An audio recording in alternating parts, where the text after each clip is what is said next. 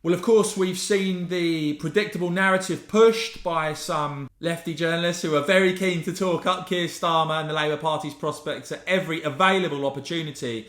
That, you know, the vaccine bounce had gone and the Starmer recovery, the Labour recovery was underway. Even as, of course, I highlighted the other day, when you look at local by-elections up and down the country, Labour are getting smashed to pieces still, and of course, narrowly held on to the Batley and Spen by-election by a few hundred votes, probably saving Starmer's leadership by a whisker.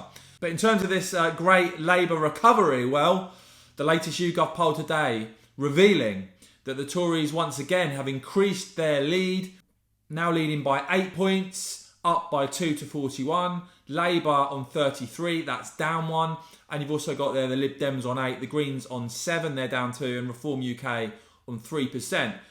I've highlighted it before, I highlight it again. There's really interesting when you look at class in terms of voting intention. You see the Tories just have a 4-point lead with middle class voters over the Labour Party, but they have pretty chunky 14-point lead over Labour with working class Brits. Also, when you look at London, Labour are leading in London by 15 points in this YouGov poll, but in South England, outside of London, the Tories actually have double the support of Labour now, leading by 48 to 24, of course a 24-point lead. And when you break it down by Leavers, by Brexiteers and Remainers, again, the part of the Tory success here is keeping together the Brexiteer coalition to a great degree. 67% of Leave voters currently intending to vote Conservative, though that has gone down a bit. I've seen it higher than that.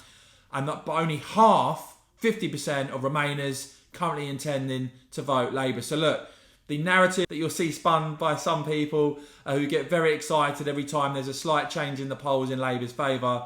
The reality is, if you look at the local by-election results, Labour is doing appallingly badly.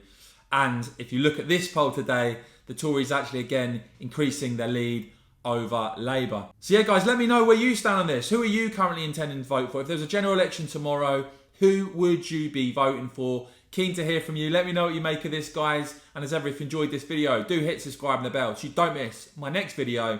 And of course, as ever, thanks for watching.